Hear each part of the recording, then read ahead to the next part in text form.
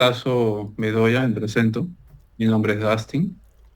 Soy cardiólogo clínico del Hospital de Villa El Salvador. Ya tengo 6 años de experiencia como cardiólogo clínico. He sido formado en la Universidad Ricardo Palma, así que para mí es un placer hoy día dar una clase en mi alma mater. Luego he hecho mi posgrado en la Universidad de San Marcos, tengo estudios externos. Amo la cardiología, me gusta hacer de todo en cardiología.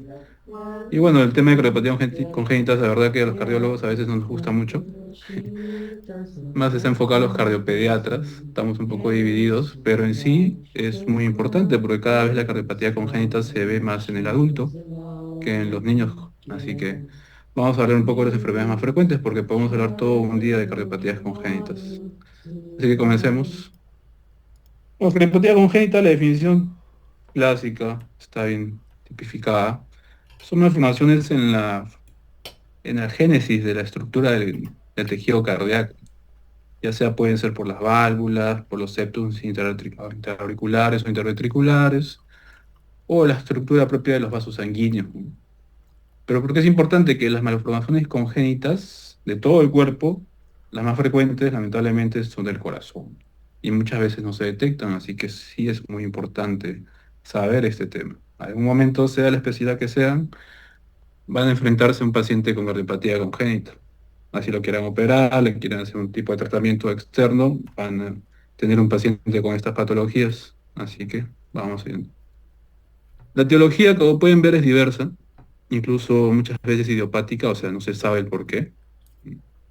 Mamá sano, papá sano, hijo con cardiopatía congénita, así que no se sabe por qué. Pero principalmente entre lo que se sabe que es entre la tercera y octava semana es la organogénesis principalmente del tejido cardíaco, es que pasa algo y por ese motivo este paciente, este pequeño, nace con una cardiopatía congénita, ¿no? Lo que sí se sabe, por ejemplo, las infecciones fetales, maternas, principalmente en el primer trimestre, por ejemplo, la rubiola es muy conocida, muy típica, pueden generar cardiopatías congénitas. Otro, fármacos con su efecto teratogénico, por ejemplo, valproato, carbamazepina en pacientes con epilepsia, litio, por ejemplo, también es un fármaco bastante teratogénico que puede dañar tanto la formación del tejido cardíaco, ¿no? Otros factores genéticos que a veces no se sabe muy bien cuáles son, pero a veces le preguntamos en la familia, ¿alguien ha tenido antecedente de cardiopatía congénita? Sí, me dice, mi abuelita tuvo un CIA, un PCA, por ejemplo. Y bueno, el nieto tiene un PCA, un CIA también, ¿no? Entonces también está asociado a temas genéticos. Cromosomopatías también, síndrome de Down, síndrome de Noonan, por ejemplo, síndrome de Turner, también son patologías que se asocian a cardiopatías congénitas. Y no siempre, pero a veces no es la única alteración cardíaca, están asociados a otros problemas congénitos, así que es importante verlo de forma global al paciente, ¿no? Un paciente con cardiopatía congénita probablemente tenga una alteración congénita en otro órgano, entonces tienen que investigar bien al paciente de forma global. ¿Mm? Entonces, más o menos es la... Miren, la clasificación típica de cardiopatía congénitas es los que hacen cianosis y los que no hacen cianóticos, de los acianóticos, ¿no? Pero ya actualmente fisiopatológicamente se sabe que se puede dividir de esta forma, que lo veo bastante didáctica, ¿no? Por ejemplo, aquí vemos los cortocircuitos, o sea que hay una conexión entre la circulación sistémica, el pulmonar, principalmente la circulación izquierda con la derecha, pasa un flujo del lado izquierdo del corazón hacia el lado derecho, que se comunica como cortocircuito o shunts, ¿no? Lo cual aumenta las cavidades izquierdas, sobrecargan las cavidades derechas, eso genera aumento de sobrecarga de volumen de las cavidades derecha, aurícula derecha, ventrículo derecho, y ese aumento de volumen se va por la arteria pulmonar, entonces aumentan el flujo pulmonar. Y estas se pueden dividir en pretricuspidios, o sea, antes de la válvula tricuspidia, como el SEIA ostium secundum, ostium primum, o los drenajes venosos anómalos también. Principalmente la característica de estos pretricuspidios es que son shunts izquierda-derecha, que aumentan el flujo pulmonar, pero que dilatan principalmente el ventrículo derecho. ¿Mm? Mientras tanto, los postricuspidios, o sea, después de la válvula tricúspide, dilatan el ventrículo izquierdo. Entre tales tenemos el CIB, la comunicación interventricular, el ductus persistente y también el canal AB completo, ¿no? Además, tenemos también aquí abajo las lesiones obstructivas. Mayormente el corazón bombea por una arteria y eso se va hacia el organismo o hacia la circulación pulmonar, ¿no? Por ejemplo, las izquierdas, el ventrículo izquierdo bombea a través de la válvula aórtica el flujo hacia todo el cuerpo, ¿no? Pero ¿qué pasa si hay una estenosis aórtica congénita o una coartación de aorta, o sea, un estrechamiento en el tejido aórtico? Entonces el ventrículo izquierdo va a comenzar a sufrir, va a tener que vencer más presión. Entonces, en compensación, lo que hace para vencer esa presión ese ventrículo izquierdo es que se comienzan a hipertrofiar. Y cada vez va creciendo y va creciendo ese ventrículo izquierdo. Lo mismo pasa con el lado derecho, ¿no? Ese ventrículo derecho que bombea la sangre hacia los pulmones por la arteria pulmonar, si hubiera una estenosis pulmonar congénita, por ejemplo en el síndrome de Noonan, lo que genera en este ventrículo derecho es que cada vez se va sobrecargando de volumen y tiene que aumentar la presión de sí mismo, entonces genera hipertrofia ventricular derecha. Entonces la fisiopatología es sencilla, es muy típica. Y acá al lado derecho ya tenemos cardiopatías complejas, ¿no? Que sí, lamentablemente son mucho más complicadas, mayormente es acompañado de cianosis. El paciente tiene síntomas desde al nacer principalmente o muy pequeño, ¿no? Las que tienen flujo pulmonar aumentado, es que se van principalmente aumentando el flujo pulmonar, es la transposición de grandes vasos, el truco arterioso persistente, el síndrome de ventrículo izquierdo hipoplásico. Hay otros que el flujo pulmonar ni aumenta, disminuye, se mantiene igual, como la anomalía de Epstein o la transposición de grandes vasos corregida. Y otros también que son incluso peores porque el flujo pulmonar está disminuido incluso, ¿no? Los pacientes tienen mucha cianosis, como la muy conocida tetralogía de Fallot y la atresia tricuspidia, ¿no? De todos estos vamos a hablar un poco de los que son más importantes o más frecuentes y que probablemente vengan para los exámenes, que es lo que más nos preocupa últimamente. Entonces, vamos a hablar de la clasificación típica, acianóticas y cianóticas. Vamos a ver primero las acianóticas. Entonces, aquí tenemos una circulación normal del corazón. No sé si ven mi puntero, si no ven, para ponerle aquí un puntito. Vamos a ponerlo en color amarillo. Entonces, la sangre llega al corazón a través de la vena cava superior e inferior a la aurícula derecha, ¿no? Esta pasa al ventrículo derecho por la válvula tricuspidia. Este ventrículo derecho bombea la sangre hacia la arteria pulmonar, que a la vez por los capilares llega a los pulmones, y al final esta sangre retorna hacia la aurícula izquierda por las cuatro venas pulmonares. La sangre pasa de la aurícula izquierda por la válvula mitral hacia el ventrículo izquierdo, este ventrículo izquierdo bombea y sale a través de la arteria aorta, ¿no? Como se ve bien aquí, hay un septum interauricular, un septum interventricular indemne, no hay ningún tipo de comunicación, por lo cual la circulación derecha está separada de la circulación izquierda, ¿no? Ahora también hay que recordar que una pregunta sería, ¿cuál de estas dos circulaciones tiene mayor presión? ¿Cuáles manejan mayor presión? Pues es la izquierda, porque es la que va a bombear sangre hacia todo el cuerpo, desde la cabeza hasta el dedo de los pies. En cambio, la circulación derecha solamente va a bombear sangre a los pulmones, por lo cual la presión que maneja son mucho menores que en las del lado izquierdo. ¿Bien? Entonces, a partir de eso, los shunts izquierda-derecha, principalmente, es porque hay un defecto, ya sea en una de estas paredes, el septum interauricular o septum interventricular, ¿no? Tenemos el CIB, el CIA y la persistencia de conducto arterioso persistente, que es un shunt distinto que lo vamos a ver más adelante. Entonces, comencemos con el más frecuente. Una pregunta típica es, ¿cuál es la cardiopatía congénita, una de las más frecuentes? Pues una de las más frecuentes es el CIB, la comunicación interventricular. Ahora también se dice que es la arteria aorta bicúspide, o sea que en vez de tenga tres valvas, la aorta tiene solamente dos velos. Entonces, siempre está en discusión que la aorta bicúspide y el CIB son de las cardiopatías más frecuentes. Y como vemos aquí en este corazón, aquí tenemos un septum interventricular, ¿no? Ya hemos dicho que el septum interventricular no debe tener ningún agujero, debe ser indemne. Pero aquí vemos, según la posición, vemos unos agujeros donde se forma un defecto y hay una comunicación entre la circulación derecha, perdón, izquierda con la derecha, ¿no? Depende de dónde aparezca el agujero, es que se clasifica, ¿no? Por ejemplo, si es aquí en la parte muscular del septum, es un defecto, un CIB muscular, ¿no? Si es al costado de la válvula tricúspide, se conoce como perimembranoso, y si están cerca o debajo de la aorta o la arteria pulmonar, como se ven aquí, es un CIB subaórtico o subpulmonar, ¿no? Entonces, dependiendo de la ubicación es que se define el tipo, ¿no? Ahora, ¿cuáles son los más frecuentes? Aproximadamente el 50% son defectos musculares. La mayoría nacen con un defecto muscular. ¿Y cuál es lo bueno de ello? Que dentro del año mayormente se cierran solos. Pues muchas veces hemos escuchado, sí, yo nací con un soplo, me dijeron que nací con un soplo, pero ya después, a los 2, 3 años en mi control, me dijeron que ya no tenía un soplo, ¿no? Probablemente tenía un CIB muscular. Lamentablemente no todos los CIB cierran, y mayormente los que más se ven ya en la etapa de niñez o adultez son estos aquí, los CIB perimembranosos, que permanecen abiertos. Ahora, ¿qué tan importante va a afectar el corazón de este paciente? Va a depender del tamaño del defecto. A mayor tamaño, mayor síntomas, mayor shunt, mayor flujo de izquierda a derecha. Entonces, mientras más grande es el defecto, mayor síntoma, complicaciones a largo plazo o a corto plazo va a tener este paciente, ¿no?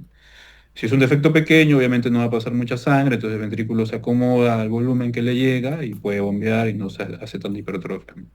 Pero en cambio, si es un defecto grande, ya hay demasiada sobrecarga de volumen y ya vence las resistencias de esos ventrículos, ¿no? Entonces sí tiene mucho defecto. Y también mucho mayor hipertensión pulmonar. Entonces, dependiendo del tamaño del CIB, es que los síntomas van a aparecer, ¿no? Incluso cuando tiene un CIB grande que no se ha cerrado nunca y se desarrolla más hipertensión pulmonar, pueden llegar a lo que es el síndrome de Eisenmenger, ¿no? Que es una hipertensión pulmonar ya irreversible, ya es un estadio final de una cardiopatía congénita, donde la hipertensión es tan severa que ya el shunt no es de izquierda a derecha, sino al revés. El shunt ya es las cavidades derechas tienen mucho más presión que las cavidades de izquierda. Entonces la sangre pasa del lado derecho hacia el lado izquierdo. Pero eso lamentablemente ya es el estadio final, y ahora con la tecnología felizmente ya se detecta mucho más antes las cardiopatías congénitas. Entonces, lo que ustedes tienen que saber para el examen, una pregunta típica: paciente de edad joven, 20, 30 años, ¿no? Incluso un niño puede ser, con un soplo pansistólico parasternal izquierdo. Mayormente es un soplo intenso, rudo, que desarrolla taquicardia, taquipnea, se enferma seguido, no tiene un crecimiento adecuado, se cansa al hacer actividad física, ¿no? Y en el EKG, hipertrofia ventricular izquierda, ¿no? Porque el ventrículo izquierdo es lo que más se sobrecarga de volumen. Y aquí vemos, por ejemplo, este es un septum interventricular en la imagen inferior derecha, es una imagen de ecocardiografía. Y aquí tenemos el septum interventricular que debería seguir esta imagen hasta aquí, hasta la aorta. Pero aquí vemos este espacio de aquí que es como un agujero. Y la sangre entonces pasa del ventrículo izquierdo hacia el ventrículo derecho por este agujero. Entonces un septum interventricular perimembranoso, ¿no? Está al costado de la válvula tricuspidia. Es uno de los efectos más frecuentes que vemos, ¿no? Como le digo, lo podemos ver desde pequeños al nacer nada más, hasta ya pacientes de 20, 30 años que han estado tolerando este shunt, ¿no? Pero ya vienen con síntomas de falla cardíaca. Ahora, el soplo, es una característica importante, que mientras más pequeño es el defecto, el sonido es mayor. ¿Por qué? Porque como el defecto es mucho más pequeño, entonces la sangre pasa con mayor velocidad y turbulencia, y eso genera más sonido, más ruido. Entonces, un defecto grande no genera a veces un soplo muy importante. Entonces, en CIB es esa característica. Defectos más grandes, síntomas mucho mayores y mucho más tempranos, pero a veces el soplo es menor. En cambio, C y B pequeños no tienen muchos síntomas, pueden llegar a adultos y tienen soplos grandes, ¿no? Soplos muy fáciles de ocultar, ¿no? Entonces, eso es inversamente proporcional el sonido del soplo con el defecto, con el tamaño del defecto. ¿Mm? Aquí, por ejemplo, tenemos una ecografía. Al lado izquierdo tenemos una ecografía normal. Es una imagen ecocardiográfica de 4 cámaras. Siempre en ecocardiografía transtorácica todo es al revés. Aquí, así que aquí al lado derecho tenemos el ventrículo izquierdo, la aurícula izquierda, aquí tenemos el septum interventricular, y este es el ventrículo derecho con la aurícula derecha. Válvula mitral, válvula tricuspidia. Por ejemplo, este sí es una eco de un bebé, no me acuerdo cuántos meses tenía, es pequeño nada más. Y aquí cuando podemos el flujo, el Doppler color a través del septum interventricular, que debería ser así indemne, vemos aquí que hay un flujo. Esta imagen azul, vemos cómo pasa el shunt izquierda a derecha, ¿no? Entonces, en este bebé probablemente se le escucha un soplo, algún síntoma de falla cardíaca o disnea, y se le oculta y se le hace una ecografía y se observa el defecto, ¿no? Como he dicho, mientras más pequeño sea el soplo, más ruidoso es, pero a veces tiene mucho menos síntomas. El tratamiento, principalmente cuando ya pasó el tiempo que se espera que cierre solo, principalmente al año, unos dicen hasta los 2 años que se les daba el chance, pero ya cuando vienen con 5 o 6 años, si es un defecto, digamos, grande, que está generando sobrecarga de volumen, con síntomas de falla cardíaca, entonces sí se tienen que operar, ¿no? Se cierran mayormente. Ya sea con parche, se abre el pecho y se le pone un parche entre los ventrículos. Y ahora también la tecnología permite colocar stents o unplasters como parches, pero por vía percutánea. Entonces, sin abrir al paciente, sin necesidad de cortarlo, se ingresa por las arterias y las venas del corazón y se puede poner un parche, ¿no? Eso es lo que la tecnología nos permite ahora. Pero igual, muchos pacientes ya vienen adultos, ya vienen de edad de 40, 50 años con hipertensión pulmonar y hay que determinar si ese paciente tiene chance de beneficiarse con un parche, ¿no? Ya cuando tiene hipertensión pulmonar muy avanzada, por más parche que le pongas, ya dañó la vasculatura pulmonar y esa hipertensión pulmonar, por más que cierres el defecto, ya está permanente, ¿no? Entonces, no siempre se va a cerrar si ya tenemos hipertensiones pulmonares severas. Y cuando no se cierra, solamente manejamos la falla cardíaca del paciente, paliativo, en algunos casos cuando ya son muy avanzados. Y estos pacientes tienen mucho riesgo de hacer endocarditis, ¿no? Entonces, si el paciente va a ser sometido a una cirugía, intervención, se le da antibiótico de forma profiláctica. Entonces, CIB, en resumen, es un soplo importante, se ve en niños pequeños hasta adultos, dependiendo del tamaño, son los síntomas, ¿no? Hay hipertrofia del ventrículo izquierdo y su cierre mayormente es quirúrgico o percutáneo. Ahora vemos otra patología muy importante, que es el CIA. Igual, el CIA vemos aquí el septum interauricular, que mayormente tenemos un septum primum y luego un septum secundum, hacen que hay una división entre ambos aurículas que se llama el septum interarterial. Según la zona del defecto, también es que se dividen, ¿no?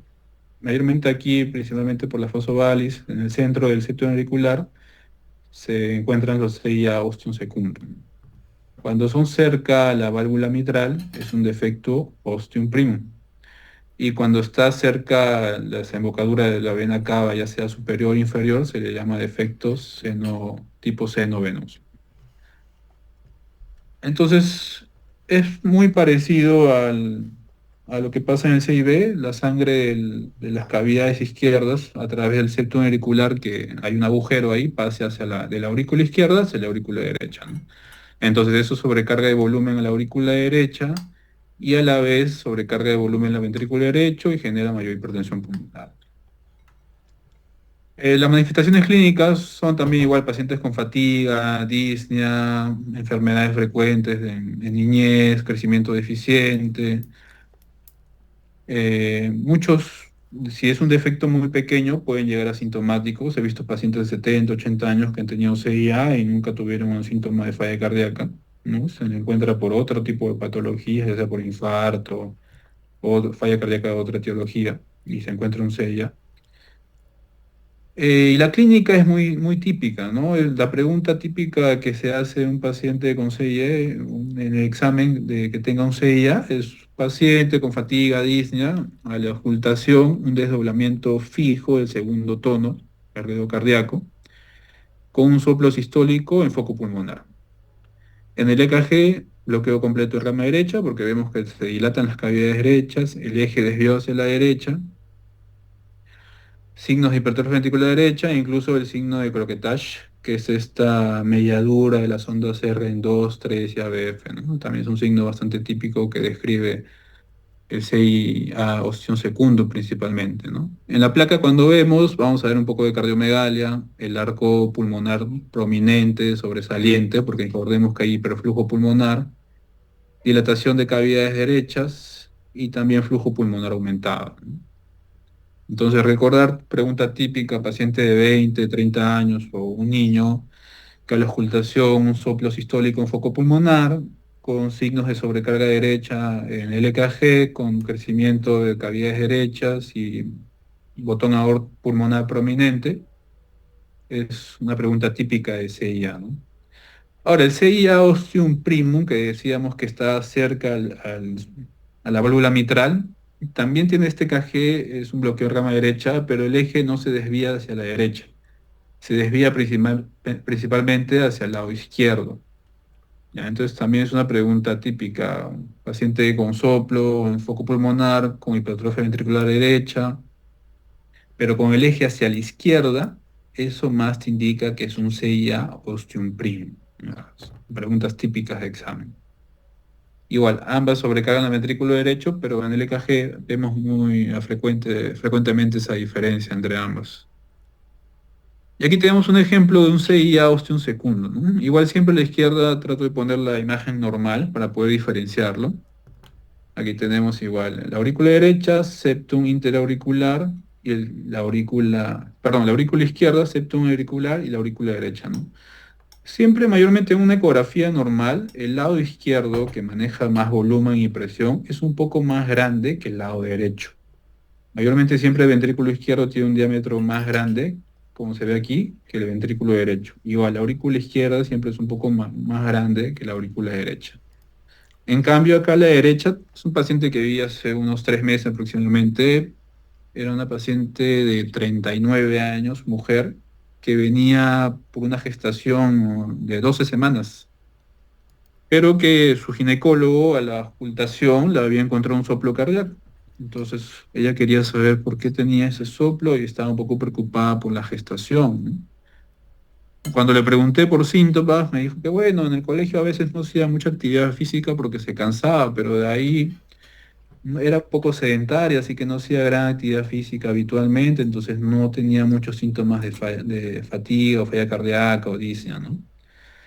Pero cuando le hago la ecografía, el EKG tenía un bloqueo de rama derecha, el eje dio a la derecha, ¿no? Entonces le hicimos una ecografía, ¿no? Y vean, ¿no? A pesar que no es una paciente tan sintomática, mire sus cavidades derechas de qué tamaño están. Están prácticamente hasta 3 veces más grande que el lado izquierdo, ¿no? Miren su ventrículo izquierdo incluso un poco pequeño, empujado, ante el tremendo ventrículo derecho. Igual esta aurícula derecha bien grande a comparación de la aurícula izquierda. Y aquí cuando ponemos la imagen del Doppler color a través del septum interatrial, vemos aquí cómo el flujo de la aurícula derecha pasa hacia la aurícula, perdón, desde la aurícula izquierda hay un flujo, un shunt, de izquierda a derecha hacia la aurícula derecha, ¿no?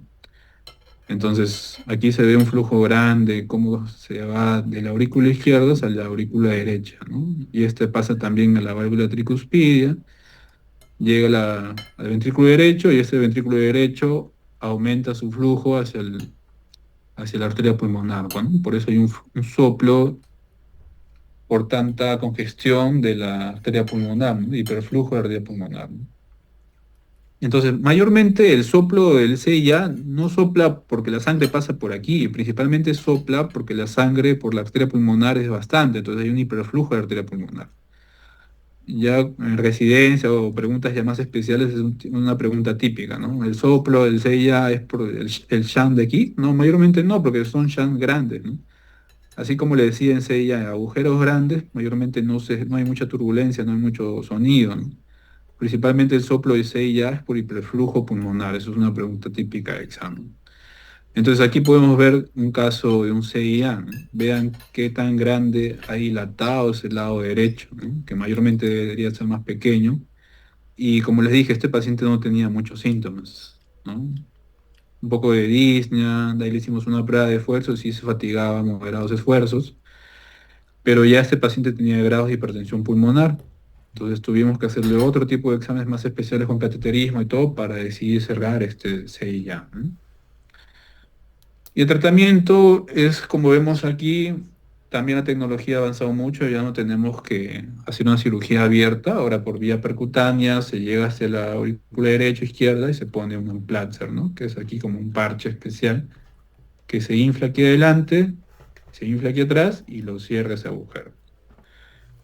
Cuando ya sí es muy avanzado, cuando ya tiene hipertensión pulmonar severa, que desarrollan Eisenmenger, mayormente ya es paliativo, o a veces se maneja un poco la hipertensión pulmonar para ver si mejoran y ya se decide el cierre.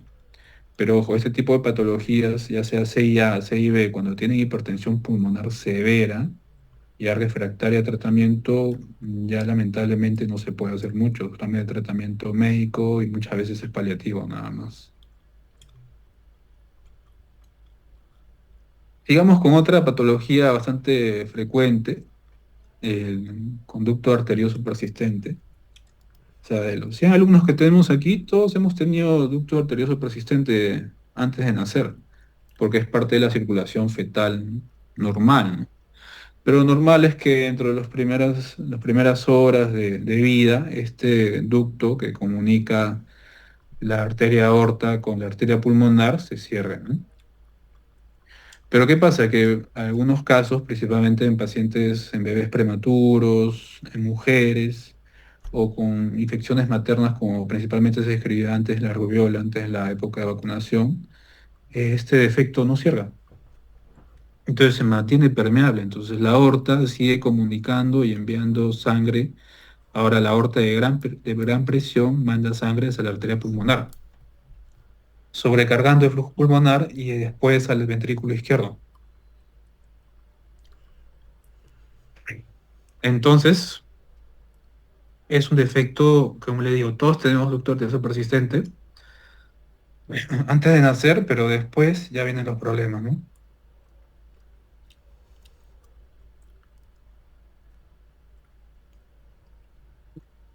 Tenemos una imagen.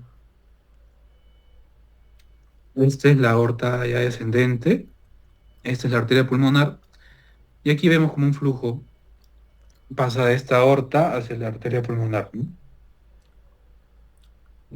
Perdón.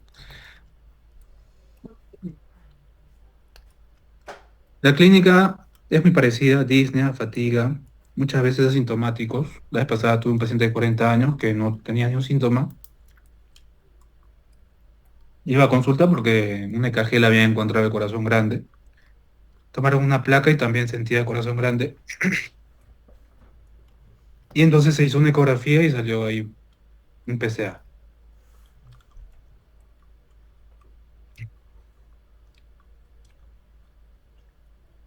Perdón, chicos, estaba con una infección y recién estoy mejorando y ahora creo que justo he vuelto a esa garganta.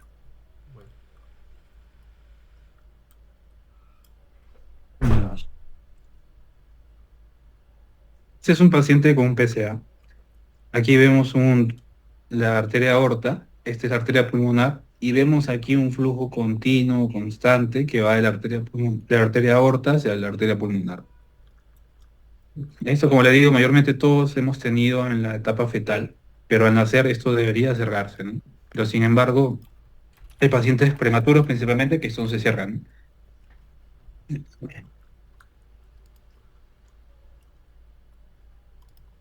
Entonces, como ven, es un flujo constante que va de la arteria aorta hacia la pulmonar.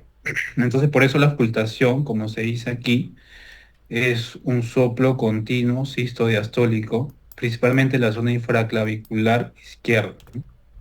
Este soplo se llama soplo de maquinaria o soplo de Gibson. Entonces la pregunta típica también es un paciente de 20, 30 años, quizá menos, con crecimiento de cavidades izquierdas, que a la ocultación se le encuentran un soplo continuo, principalmente en la región infraclavicular izquierda. Incluso algunas preguntas ponen soplo de Gibson, ¿no? Y ahí que tienen que marcar PSA, ¿no? Conducto arterioso persistente, ¿no? Entonces, El cierre también, como le digo, muchas veces en las primeras horas de vida cierra, incluso a algunos cuando es muy pequeño se le da un poco más de chance y cierran en las primeras semanas o sea, el primer año como se ve. En algunos casos se le da inhibidores de prostaglandina, típicamente se usa la indometacina. El ductus es muy dependiente de las prostaglandinas y cuando le damos un inhibidor de ello, mayormente se puede cerrar. Pero cuando no se puede cerrar, ya son pacientes mayores que ya han venido con dilatación de cavidades izquierdas, se le puede manejar un poco la falla cardíaca con diuréticos, pero el tratamiento, cuando es un PCA grande, que ha dilatado las cavidades izquierdas, es quirúrgico. Entonces, también hay ese tratamiento quirúrgico simple, donde se hace una ligadura de ese conducto, hasta con dispositivos percutáneos también. El PCA también es un defecto bastante frecuente. La característica es un bloco continuo. A veces uno pone la mano en el pecho del paciente y siente ese frémito. Entonces es un soplo grado 4, como le dicen a uno. Se escucha incluso hasta la espalda, ¿no? Es un soplo bastante pronunciado, bastante sonoro, ¿no? Para terminar con los shunts izquierda-derecha o los cianóticos, tenemos también a la coartación de aorta, que decimos principalmente que es una cardiopatía obstructiva del lado izquierdo, ¿no? ¿Qué es lo que sucede? Que a nivel de la aorta ya prácticamente descendente hay este estrechamiento, esta estenosis que impide el flujo normal de la aorta ascendente del callado hacia la aorta descendente, ¿no? Y como sabemos, la aorta descendente lleva el flujo ya sea los vasos mesentéricos hasta las piernas, ¿no?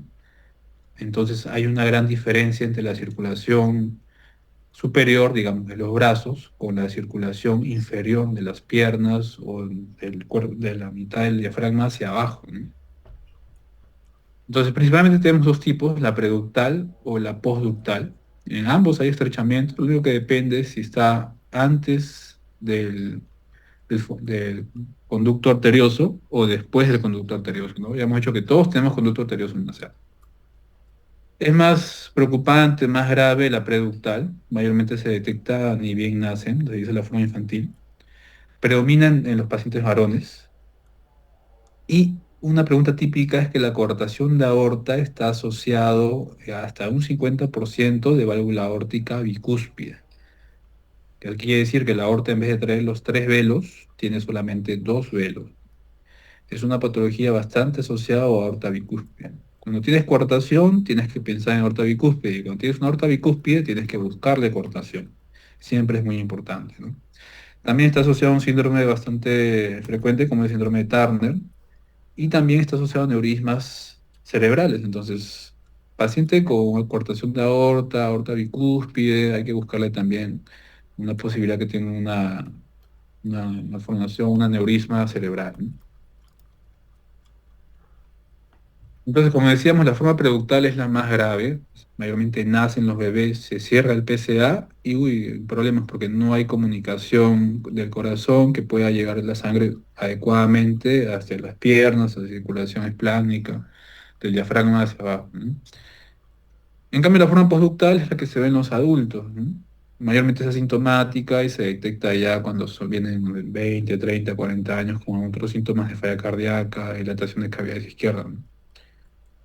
Mayormente se inician los síntomas de segunda década de vida y una característica bastante importante y una pregunta de examen también es paciente de 20 años con hipertensión pulmonar, con un soplo cardíaco, con diferencial de pulso de los miembros superiores con inferiores, es una pregunta típica de coartación de aorta, ¿no?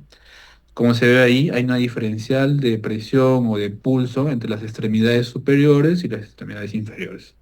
¿Qué quiere decir? Echas al paciente o lo sientas y le palpas los pulsos de los brazos, o sea, braquial o radial, y lo comparas con los pulsos pediales o femorales, y van a ver que los pulsos superiores son mucho más intensos que los pulsos de los miembros inferiores.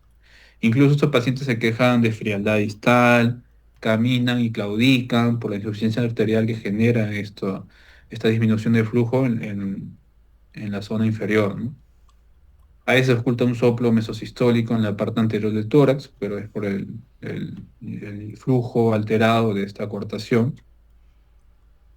Entonces, ya saben, la pregunta típica, paciente joven, hipertenso, o diferencial de pulso de miembros superiores con inferiores, un PCA hasta no demostrar lo contrario, ¿no? ¿Qué le piden?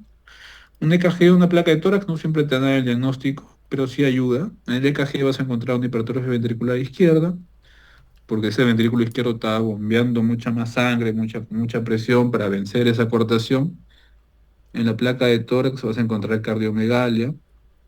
Hay muy característica en semiología, al menos lo habrán visto, el signo de Rosler, que son muescas o como imagen de mordedura debajo de los arcos intercostales, como se puede ver aquí en las flechas. Son muescas, como tipo, algunos dicen mordeduras debajo, porque por eso es por la aparición de colaterales que aparecen aquí, que se ve aquí en la tomografía de resonancia en este caso, ¿no? Y otro es el signo del 3 que también se ve aquí, por ejemplo, que se ve por la cortación que está aquí, ¿no? Entonces tenemos aquí 1 y el 3, ¿no? Debido a de esta cortación, ¿no? Acá también se puede ver mucho mejor el signo de 3. Aquí está el primero y acá está el otro, el 3, ¿no? Entonces, signo de 3, signo de Rosler, por las muescas, también es bastante descrito en el PCA. Tratamiento mayormente es quirúrgico también, se le pone un stent a través de esta coartación, se infla, entonces la coartación se abre, digamos, se deja un stent permeable y ya no hay otra obstrucción, ¿no? Principalmente las operaciones quirúrgicas sí se tienen que hacer en los pacientes porque si no tienen muchos síntomas de falla cardíaca y la circulación distal está muy alterada, ¿no? Entonces ya hemos terminado con las fascianóticas, al menos las más frecuentes. Vamos a terminar con las cianóticas. Las cianóticas lamentablemente sí son muy sintomáticos desde pequeños. Ni bien nacen los bebés o niños muy pequeños ya desarrollan la cianosis, principalmente al llanto, ¿no? No toleran mucho la lactancia, mal crecimiento, se infectan rápidamente. Muchos no salen nacen y van a UCI, muchos fallecen, ¿no? Entonces, dependiendo del tipo también es la severidad, ¿no? Vamos a ver también algunas cuantas que son las más frecuentes, porque tenemos varias y muy complejas incluso. Pero la característica típica, tú ves un bebé recién nacido que no tiene una patología pulmonar, una causa de por qué sature o la oxigenación esté baja, y ya lo ves así, ¿no? Cianosis perioral, ¿no? Y sus saturaciones bajas desde el inicio, ¿no? Sin tener una dificultad respiratoria, una infección pulmonar, una neumonía que justifica el cuadro, ¿no? Entonces vamos a describir una de las más frecuentes. Entre ellas tenemos la famosa tetralogía de Fallot. Tetralogía de Fallot, pues Fallot describió 4 alteraciones en un corazón con este tipo de cardiopatía congénita. Y es una pregunta típica de examen, ¿no? ¿Qué alteraciones se ve en una tetralogía de Fallot, ¿no? Yo me lo aprendí de esta forma, no sé si para ustedes sea fácil, ¿no? Pero acuérdense, mayormente la circulación pulmonar llega a la aurícula derecha, pasa a la tricúspide y por el ventrículo derecho se va hacia la arteria pulmonar y ahí el flujo pasa libremente. Entonces, como la sangre pasa bien en la circulación pulmonar, el septum está indemne, no tengo ningún problema, ¿no? Pero ¿qué pasa en la tetralogía de Fallot? Esta arteria pulmonar, ya sea por debajo de la válvula, por la válvula o después de la válvula, hay una obstrucción. Hay una estenosis pulmonar subpulmonar o pulmonar. Entonces, ¿qué pasa? La sangre ya no puede fluir libremente del ventrículo derecho hacia la arteria pulmonar. Hay esta obstrucción. Entonces, el ventrículo derecho, ¿qué es lo que hace? Se comienza a hipertrofiar. Va creciendo, los miocitos van aumentando, entonces se ve hipertrofia del ventrículo derecho. Entonces el corazón sabio dice, uy, si no puedo salir por aquí, entonces necesito salir por otro lado. Entonces, ¿qué pasa? Se genera, el bebé nace con un CIB. Vemos aquí la comunicación interventricular, que permite el flujo de la sangre cianótica hacia el lado derecho, hacia el lado izquierdo, perdón, hacia el ventrículo izquierdo, ¿no? Y aparte de eso, necesito que la sangre salga pero si lo pasa al ventrículo izquierdo demoraría mucho. Entonces, ¿qué hace? La aorta se mete por aquí, cabalga. Entonces eso me permite que la sangre también de este ventrículo derecho pueda fluir un poco más. Entonces esas son las cuatro características de tetralogía del falón. Debido a que hay esta estenosis pulmonar o infrapulmonar, hay hipertrofia ventricular derecha, hay un CIB y hay un acabalgamiento de la aorta. Esas son las cuatro características de tetralogía del falón. Estenosis pulmonar, hipertrofia ventricular derecho, CIB y acabalgamiento de la aorta. Eso viene de las preguntas mayormente, ¿no? Es la cardiopatía congénita, sí, más frecuente, principalmente se detecta al primer año, ¿no? Todos son sintomáticos al nacer. Y una pregunta que hacen algunos también, pentalogía de Fallot, es cuando le agregamos un CIA. O sea, aparte de lo que hemos descrito, el paciente tiene un CIA, se denomina pentalogía de Fallot. Mientras más severa es la estenosis, o sea, la obstrucción que vemos aquí, más sangre va a tener que pasar del ventrículo derecho al ventrículo izquierdo para que pueda desfogar. Entonces va a haber mayor mezcla de sangre desoxigenada con oxigenada, entonces más cianosis va a haber, porque esta sangre desoxigenada se va a ir por la aorta hacia el cuerpo, entonces el paciente ya no va a ir con una sangre con una saturación de 99, sino una saturación de 70, 60, y mientras más obstrucción hay aquí en la arteria pulmonar, peor va a ser el flujo hacia la aorta con mayor cianosis, ¿no? Entonces, eso va a depender mucho, ¿no? Las clínicas, como le digo, principalmente la pregunta típica, paciente de un año con cianosis, corazón en bota, con soplo sistólico, estenosis pulmonar y en el EKG crecimiento de cavidades derechas, ¿no? Esa es la pregunta típica de CIB.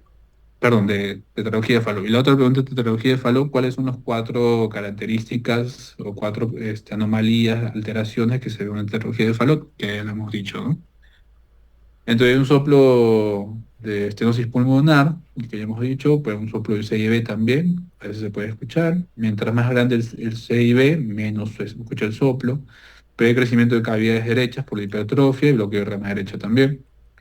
Y en la placa de tórax típico se ve esta imagen que debido al crecimiento de las cavidades derechas, la punta del corazón se hace más lateral, simulando como una imagen de bota o de zapato, ¿no? En semiología la habrán visto en la imagen típica de zapato, en una cardiopatía congénita, un diagnóstico de tetralogía de Fallot. Por ejemplo, aquí tenemos una imagen de tetralogía de Fallot. Aquí tenemos también las cuatro características, estenosis en la salida del ventrículo derecho, ya sea por una estenosis pulmonar o infrapulmonar, hipertrofia del ventrículo derecho, hay un CIB y aparte cabalgamiento de la aorta sobre el septum interventricular, ¿no? Y aquí lo vemos mucho mejor. Este es el ventrículo izquierdo, esta es la válvula mitral, esta es la aurícula izquierda, ¿no?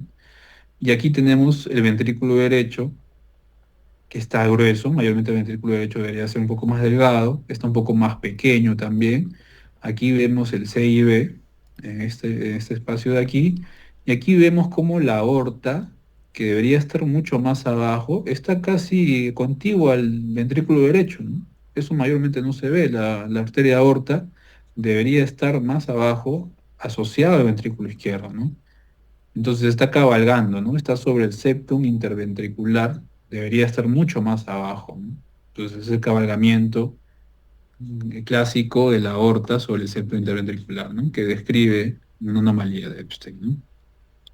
El cierre ahora, antes era paliativo, no había una corrección total, pero ahora lo que se hace es poner un parche aquí, en el CIB, y la aorta también lo cierran aquí, ¿no? Para que no haya una comunicación del ventrículo derecho con la aorta, ¿no? Entonces ponen un parche aquí más o menos que cierra y evita este cabalgamiento y abren la estenosis de la arteria pulmonar, que obviamente si no mejora esto de aquí tampoco va a mejorar la patología del paciente, ¿no? Entonces abren esta estenosis pulmonar o esta estenosis infrapulmonar y ponen un parche aquí del CIB y con eso hacen la cirugía correctiva, ¿no?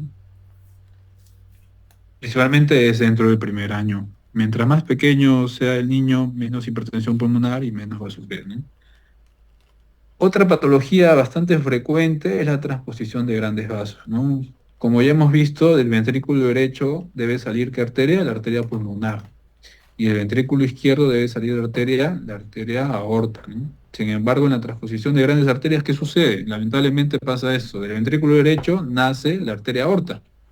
Entonces la sangre que está desoxigenada, la sangre baja en saturación de oxígeno, pasa hacia nuestro organismo por a través de la aorta, ¿no?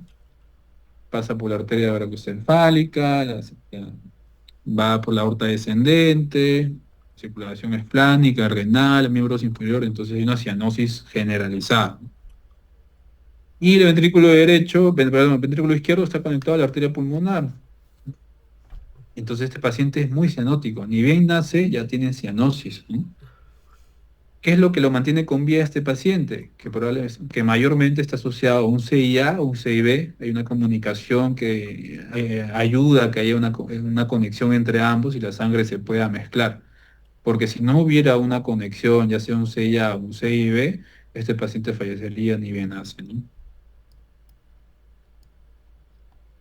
Una característica típica es una pregunta de examen, sería paciente recién nacido con cianosis al nacer, sin patología respiratoria, al EKG, crecimiento de cavidades derechas principalmente, y en la placa de tórax describe una imagen característica en forma de huevo. Así lo ponen los semiólogos antiguamente, ¿no? Entonces, paciente recién nacido con cianosis al nacer, sin patología pulmonar, EKG con crecimiento de cavidades derechas, con imagen de huevo, es una transposición de grandes arterias hasta no demostrar lo contrario, ¿no? Esa es la pregunta típica del examen. Ya llegando al final, otra patología que se ve bastante frecuente, este sí, mayormente se ve en adultos, pero se detecta desde niños también, es la anomalía de Epstein. Aquí tenemos cómo mayormente se ve el corazón, la válvula mitral y aquí la válvula tricuspidia, ¿no? Si hacen una línea, un trazado, mayormente la válvula tricuspidia está casi al nivel, la inserción está casi al nivel de la válvula mitral. Pero miren lo que pasa en la anomalía de Epstein, aquí en el lado derecho. Miren dónde está la válvula mitral y miren la inserción de la válvula tricuspidia, está muy a nivel inferior del ventrículo derecho. Entonces miren la distancia de aquí que había, casi a al mismo nivel, y aquí miren, válvula mitral, válvula tricuspidia, ¿no?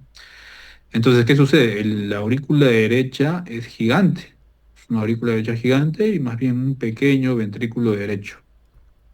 Y esta válvula tricuspidia es hipoplásica, anómala, con una gran insuficiencia tricuspidia. Entonces mucha sangre se regresa hacia la aurícula derecha, creciendo cada vez más, ¿no? Y muchas veces hay un CIA que está comunicando esta sangre hacia la aurícula izquierda y aquí por aquí pasa mucha sangre desoxigenada con gran presión hacia la aurícula izquierda, por eso también causa cianosis, ¿no? Ahora, si el paciente no tiene un CIA, a veces no presentan cianosis, ¿no? Pero casi un 50% de estos pacientes tienen un CIA.